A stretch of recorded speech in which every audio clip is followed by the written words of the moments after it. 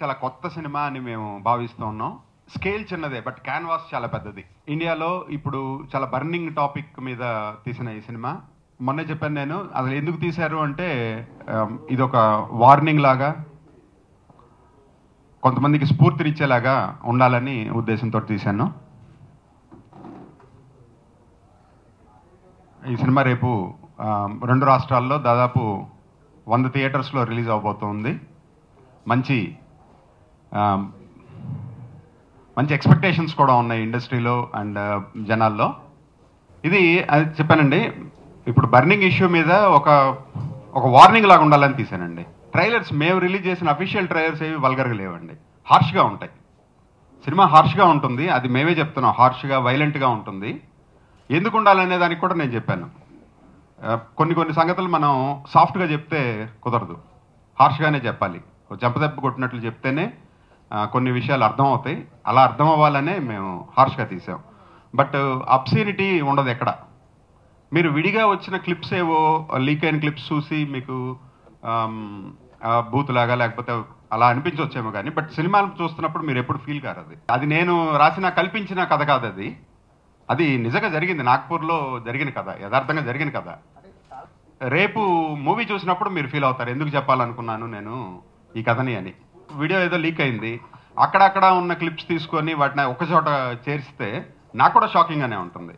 But during the course of the film మీకు అసలు ఎక్కడ అన్నీ జస్టిఫైయబుల్గా ఉంటాయి, ఎక్కడ కావాలని ఎక్స్ప్లాయిట్ చేసినట్లుగా ఉండవు.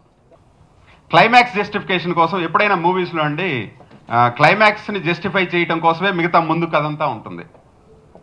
క్లైమాక్స్లో వచ్చే 3 నిమిషాలు 5 నిమిషాలు 6 నిమిషాల కథని జస్టిఫై చేయడం కోసం మనం 2 గంటల 2.5 గంటల కథ చెప్తాం. అసలు మంచి చెడు తీసుకుంటారనేది ఎప్పుడు కరెక్ట్ కాదండి. సినిమా అలా ఎప్పుడు ఇన్ఫ్లుయెన్స్ చేయదు. ఏదైనా ఇన్స్పైర్ చేయగలదేమో కానీ మనలో ఉన్న క్రిమినల్ ఇంటెంట్ ఉన్న వాళ్ళే క్రైమ్ చేస్తారు తప్ప, ఇప్పుడు మీరు నేను లేకపోతే మామూలు వాళ్ళు ఎవరన్నా సినిమా చూసి ఇలా నేను చేయాలి అని ఎప్పుడు అనుకోరు. ఒకవేళ అలా అనుకుంటే ఈ సినిమా చూసిన వాళ్ళు ఎవరు ఆ పని చేయరు. ఎక్కడో అంటే నిన్న చూసిన దాన్ని బట్టి చూస్తే ఎవరో సంబడి మొబైల్లో నుంచి కాపీ చేశారు, ఎడిటింగ్ జరుగుతూ ఉండగా కాపీ చేసి ఆ క్లిప్స్ అన్ని ఒక చోట పెట్టి రిలీజ్ చేసినట్లు. సెన్సార్ కట్స్ ఒక 64 సెకండ్స్ కట్ చేశారండి టోటల్గా. ఒక 5-6 చోట్ల వాయిస్ కట్ చేశారు, సౌండ్ మ్యూట్ చేశారు. బట్ అదర్ దాన్ దట్ మాకు చాలా హ్యాపీగా ఇచ్చారు. అంటే సర్టిఫికేట్ తెచ్చుకోవడానికి మాకు ఒక 40 డేస్ పట్టిందండి. 3-4 సార్లు చూశారు, 2-3 డిఫరెంట్ కమిటీస్ వేసుకొని చూశారు. అన్నీ చూసి ఓకే ఈ సినిమాకి సర్టిఫికేట్ ఇవ్వచ్చు అని ఇచ్చారు. మీరు అది గుర్తించాలి. అంటే సెన్సార్ గురించి ఏదో అంటున్నారు, బట్ వాళ్ళు చాలా పర్ఫెక్ట్గా చేశారండి. సెన్సార్ వాళ్ళు చూసిన మెంబర్స్ కూడా మంచి మెంబర్స్ ఉన్నారు, పెద్ద ఎడ్యుకేటెడ్ అకాడమిక్ పీపుల్ ఉన్నారు. వాళ్ళు 3-4 సార్లు చూసి అన్నీ పరిశీలించి ఇవ్వచ్చా లేదా అనేది ఆలోచించుకొనే చేశారు. టోటల్ ఫిల్మే ఏదైనా మెసేజ్గా ఉంటుంది. మెసేజ్ కంటే కూడా నేను అనుకుంటున్నది ఇట్స్ ఎ వార్నింగ్. ఈ అత్యాచారాలు ఎవడైతే చేస్తున్నాడో వాళ్ళందరికీ వార్నింగ్. జరుగుతున్నాయి, సొసైటీలో జరుగుతున్నాయి, హ్యూమన్ టెండెన్సీలో ఉన్నది. బట్ ఇప్పుడు చాలా ఎక్కువైపోయి చాలా దారుణంగా జరుగుతున్నాయి కాబట్టి అట్లాంటివి చేస్తే ఊరుకోరు మహిళలు, దానికి తగ్గ ప్రతిఫలం అనుభవిస్తావు అనేది finally I think that is the message that Keechaka will deliver. Nagpur వెళ్ళాను, ఒక 3 months అక్కడ రీసెర్చ్ చేశాను. అక్కడ విషయాలన్నీ తెలుసుకున్నాను, ఎందుకు జరిగింది, ఎలా జరిగింది, ఆ వ్యక్తులు ఎవరు, వాళ్ళ సైకాలజీ ఏంటి, ఇవన్నీ తెలుసుకొని దాన్ని ఒక కథలాగా కొంచెం ఫిక్షనలైజ్ చేశాను అంతే. మోస్ట్లీ రియలిస్టిక్గా ఉంటుంది. నిన్న ఎవరైతే గొడవ చేశారో, నిన్న ఎవరైతే మా మీదకి వచ్చారో వాళ్ళు రేపు సినిమా చూస్తే అస్సలు దే విల్ అప్రిషియేట్ అస్. నేను చూపించానండి, అంటే ఇంత హార్ష్గా ఉంది, వైలెంట్గా ఉంది, విమెన్ ఎలా రిసీవ్ చేసుకుంటారు అనే ఉద్దేశంతో నేను దాదాపు 100 మంది లేడీస్కి నేను సినిమా చూపించాను. వాళ్ళందరి దగ్గర నుంచి నాకు చాలా పాజిటివ్ రెస్పాన్సే వచ్చింది. హార్ష్గా ఉందన్నారు, వైలెంట్గా ఉందన్నారు, కొన్ని చోట్ల ఇబ్బందిగా ఉందనిపించారు. అయినా సరే ఇలాంటి సినిమా రావాలి, ఇలాంటి కథ చెప్పాలి జనాలకి అనే వాళ్ళు ఫీల్ అయ్యారు. ఈవెన్ సెన్సార్ బోర్డు కూడా అలాగే ఫీల్ అయింది. వాళ్ళు ఏమి అడ్డగోలుగా ఇవ్వలేదండి సెన్సార్ సర్టిఫికేట్. చాలా పరిశీలించి చాలా క్వశ్చన్స్ వేసి చాలా రకాలైన పరీక్షలు లాంటివి కూడా పెట్టి మాకు అప్పుడు సర్టిఫికేట్ ఇష్యూ చేశారు. ఈ కీచక సినిమా రేపు 30వ తారీఖున 2 రాష్ట్రాలు కలిపి మొత్తం మీద ఒక 100 థియేటర్లు దాకా మేము రిలీజ్ చేయడానికి ప్రయత్నాలు చేస్తూ ఉన్నాము. అయితే మేము ఒక మంచి మెసేజ్ ఇవ్వాలి అనే ఉద్దేశంతో యథార్థంగా జరిగిన కథని మేము తీసుకొని మేము తయారు చేసి రిలీజ్కి వస్తున్నాం. అయితే నిన్న మొన్న కొన్ని సంఘటనలు అయితే జరిగినాయి. అవి మేము చాలా బాధపడతా ఉన్నాము. ఎందుకంటే నాకు డైరెక్టర్ గారు కథ చెప్పినప్పుడు అయితేనేమి, మేము షూటింగ్ జరిగేటప్పుడు అయితేనేమి, ఎప్పుడైతే మేము మొత్తం కూడా పోస్ట్ ప్రొడక్షన్ అంతా కంప్లీట్ అయినా కూడా ఎప్పుడైనా సరే ఈ సినిమా రిలీజ్ అయితే మగవారు ధర్నా చేస్తారు, సినిమా బ్యాన్ చేయాలని అంటారనుకున్నాను. కానీ లేడీస్ ధర్నా చేస్తారని, లేడీస్ బ్యాన్ చేయాలి, ఈ విధంగా దాడులు చేస్తారనే సంగతి అయితే మేమైతే అసలు ఊహించలేదు.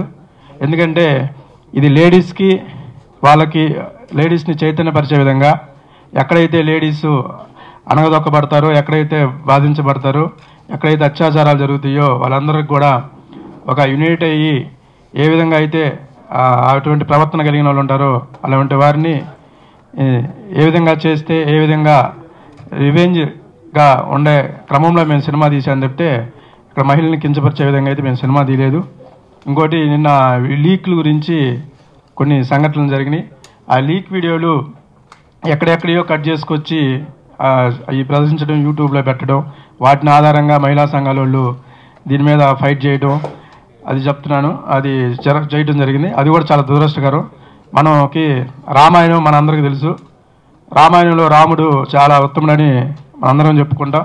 అయితే అటువంటి రామాయణంలో కూడా చెట్టు సాటు నుండి వాల్మీకి బాణం వేసేటప్పుడు అయితే ఆ క్లిప్ తీసుకొని, చివరిలో సీతని అగ్ని పరీక్షకి పంపించేటప్పుడు ఆ క్లిప్ తీసుకొని ఆ రెండింటిని యాడ్ చేస్తే రాముడు అలాంటి వాడు కూడా ఎలా కనపడతాడో కూడా మనకి తెలుసు. అలాంటి పరిస్థితిలో మేము కూడా మంచి సినిమా అని 1 hour 50 minutes సినిమా ఉంటే అదంతా చూడకుండానే ఏదో ఒక 1 minute క్లిప్స్ చూసి సినిమాని బ్యాడ్ చేయాలనే ఉద్దేశంతో, లేదా దీన్ని బ్యాన్ చేయాలనే ఉద్దేశంతో ఇట్లా చేయటం అనేది చాలా దురదృష్టకరం. ఇలా చేస్తూ ఉంటే ఇంకా మంచి సినిమాలు తీయాలనే ప్రయత్నం అయితేనేమి, డైరెక్టర్లు, ప్రొడ్యూసర్సు ఎవరు కూడా ముందరకు వచ్చే పరిస్థితి అయితే ఉండదు. ఇలాంటి ఏదైనా జరిగినప్పుడు సినిమా చూసి మాట్లాడి, సినిమా బాగలేదనుకోండి, ఒక బాగలేని సినిమాని, ఒక జనాలు మెచ్చని సినిమాని మేమెందుకు కోట్లు పెట్టి సినిమా తీసి నష్టపోవడానికి మేమైతే సిద్ధంగా లేము. మేము కూడా ముందుకు రాము. ఇది జనాలు మెచ్చుతారని, జనాలు అందరూ చూస్తారని, అందరూ ఆదరిస్తారనే ఉద్దేశంతో మేము ఇన్వెస్ట్ చేసి ఈ సినిమాని ప్రజల ముందుకు తీసుకొస్తున్నాము. దానికి ఉపయోగపడాలి. ఇది ఖచ్చితంగా ఇది సమాజానికి, మహిళలకి ఖచ్చితంగా ఉపయోగపడే సినిమా. ఇది అంటే 1.5 అది 2 hours సినిమా మటుకు ఖచ్చితంగా చూస్తే ఇది అదే విధంగా ఉంటుంది సినిమా. ఒక మేజర్ సమస్యని చాలా పక్కాగా, అంటే ఇదేదో సృష్టించుకున్న కథ కాదు, వాస్తవంగా జరిగిన కథ. ఆ కథ నుంచి వాస్తవం అక్కడ జరిగిన దాన్ని పూర్తిగా చూపిస్తే మమ్మల్ని అందరూ మీరు చంపేస్తారు. కానీ ఆయన, మా డైరెక్టర్ గారు, దీనికి ముందు మిణుగుర్లు అనే సినిమాకి రైటర్ అండి, అది ఆస్కార్ లైబ్రరీ కూడా వెళ్ళుంది. ఆయన చాలా క్లారిటీతో ఈ సినిమాని చాలా పక్కాగా ప్లాన్ చేసుకొని తీశారు. జరిగిన దాంట్లో వాస్తవం తగ్గించారు. అక్కడ జరిగిన సంఘటనలు చాలా తగ్గించి ఆయన సినిమాగా రూపంగా తీసుకురావడం జరిగింది. ఇది ఒక భాషకో లేకపోతే ఒక చోటకో పరిమితమైన కథ కాదు కదా. జరిగిన కథని అన్ని భాషలకు భాషాభేద సంబంధం లేకుండా తీసినటువంటి, అందరికీ దీని పరంగా చూసి మనం ధైర్యంగా ఎలా ఉండాలి, ఒక సంఘటన జరిగినప్పుడు మనకేదో జరిగింది మనం ఇంట్లో కూర్చుందాం, లేకపోతే మన ఇంట్లో మనకు కాదు కదా జరిగింది అనేది కాదండి. సమస్యని ప్రశ్నించాలి. ఆ ప్రశ్న మా డైరెక్టర్ గారు, మా ప్రొడ్యూసర్ గారు సినిమా పరంగా ప్రశ్నిస్తున్నారు. కొంచెం హార్ష్గా చూడడానికి అనేటువంటిది కాబట్టి చేసినటువంటి పని కూడా మంచి పని అనేది యాక్సెప్ట్ చేయడానికి కొంచెం టైం పడుతుంది ఖచ్చితంగా. ఎందుకంటే మహిళలకి ఒక వెనకాల ఒక వెన్నంటూ ఉంది. మీ యొక్క ఆత్మవిశ్వాసాన్ని మీరు వదులుకోవద్దు దయచేసి. దాన్ని మీరు పోరాడండి అనే ఉద్దేశంతో తీసిందే తప్ప, సరే మన నిర్భయ చట్టాలు అవి చాలా పెట్టారు. మనకి నిర్భయ చట్టాలు పెట్టిన తర్వాత రేపులు అవి ఆగిపోయా? ప్రొడ్యూసర్ గారు మీటింగ్లో చెప్పారు ఒకసారి, నిర్భయ చట్టం అనేటువంటిది అయిపోయిన తర్వాత కూడా రేపులు అవి ఆగకపోవచ్చు. నిజాలని వెంటనే ఒప్పుకోవడానికి కొంచెం టైం పడుతుంది. ఎనీవే, ఇలాంటి సినిమాలు ఒక్కసారి చూసిన తర్వాత అందరూ మాట్లాడితే ఇంకా చాలా బాగుంటుంది. నిజానికి చూసిన తర్వాత ఖచ్చితంగా అందరూ ఒక్కసారి మళ్ళీ రియలైజ్ అవ్వచ్చు. తప్పనిసరిగా ఈ సినిమాని ప్రేక్షకులందరూ కూడా ఆదరించి ఒక మంచి సమాజానికి ఉపయోగపడేటువంటి చిత్రంగా దీన్ని నిలబెడతారని చెప్పి ఆశిస్తున్నాం. Thank you. 1 కోటో 2 కోట్లో పెట్టాం. మళ్ళీ ఆ 1 కోటో 2 కోట్లో తెచ్చుకోవడం కోసం ఒక సంవత్సరం పాటు జీవితాన్ని స్పెండ్ చేయాల్సిన అవసరం లేదు. ఒక సాటిస్ఫాక్షన్ కోసం అండి. నేను యాజ్ ఎ డైరెక్టర్ నేను ఒక క్రియేటివ్ సాటిస్ఫాక్షన్ కోసం ఏదో నేను ఒక సంఘటన మీద నేను స్పందించి నా స్పందన అందరికీ చేర్చాలనే ఉద్దేశంతో నేను రాసుకుంటాను. ఈ సినిమా బాగోదు, బూత్ సినిమా అలా మాట్లాడుతున్నారు. ఎంటర్టైన్మెంట్ సినిమాలు, కమర్షియల్ సినిమాలు, అందులో సార్ అన్నట్టు హీరోయిన్స్ని ఎక్స్పోజింగ్ చేస్తే చూసిన వాళ్ళు, సినిమాలు అలా మాట్లాడితే చూసిన వాళ్ళు, మంచిని చూసిన వాళ్ళు ఒక చెడుని తెర మీద చూపిస్తే ఎందుకు చూడలేరు? డెఫినెట్గా ఇది చాలా ఇన్స్పైరింగ్గా ఉంటుంది. ఎవరిని మార్చలేరు.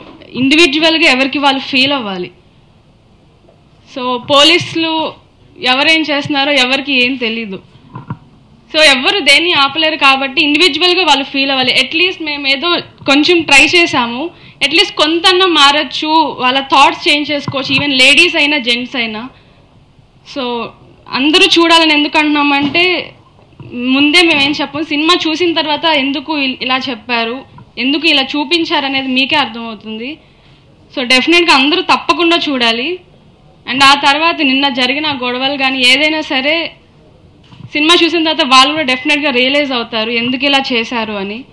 వాళ్ళ ఒపీనియన్ కూడా డెఫినెట్గా మార్చుకుంటారని నేను అనుకుంటున్నాను. అండ్ నేను కూడా ఉన్నాను సినిమా షూటింగ్ టైంలో. కానీ మొత్తం చాలా చోట్ల చాలా జరుగుతున్నాయి. నాగ్పూర్ దాకా ఎందుకు వెళ్ళారంటే అక్కడున్న ఒక బస్తీలో జరిగిన సంఘటన అది. అక్కడ ఆడవాళ్ళందరూ కలిసి ఏం చేశారు అనేది మా డైరెక్టర్ గారు చిన్న చిన్న చేంజెస్ చేసి సినిమాని కంప్లీట్ చేశారు. సో అందరూ డెఫినెట్గా చూడాలి. And thank you so much.